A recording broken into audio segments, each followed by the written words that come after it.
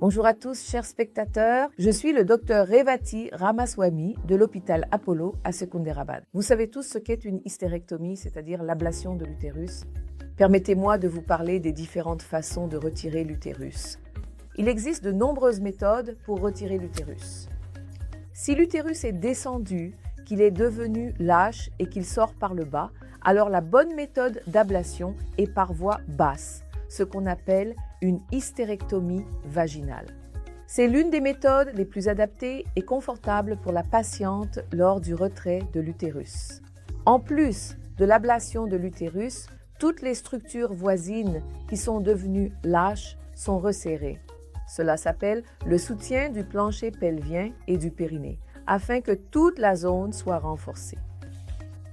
L'autre méthode est l'hystérectomie laparoscopique, qui consiste à retirer l'utérus par l'abdomen à l'aide de très petites incisions d'environ 1,5 à 1 cm.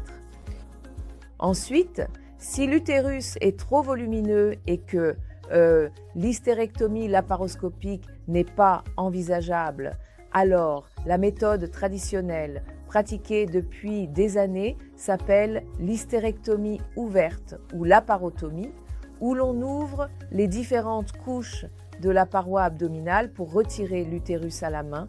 Bien sûr, il existe une technique plus récente d'hystérectomie appelée hystérectomie robot assistée, où le robot assiste le chirurgien dans le retrait de l'utérus. Chacune de ces méthodes a son importance et chacune d'elles est la meilleure dans certaines situations. Alors, qu'est-ce qui détermine le type d'hystérectomie à réaliser?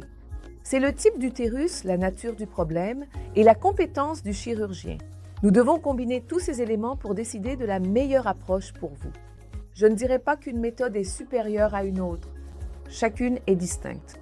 Comme il y a une utilité pour une cocotte minute, il y a une utilité pour cuisiner dans un cadail. Vous avez le rôle d'un four à micro-ondes, il y a une utilité pour un cuiseur à riz. Il faut utiliser chacun d'eux judicieusement.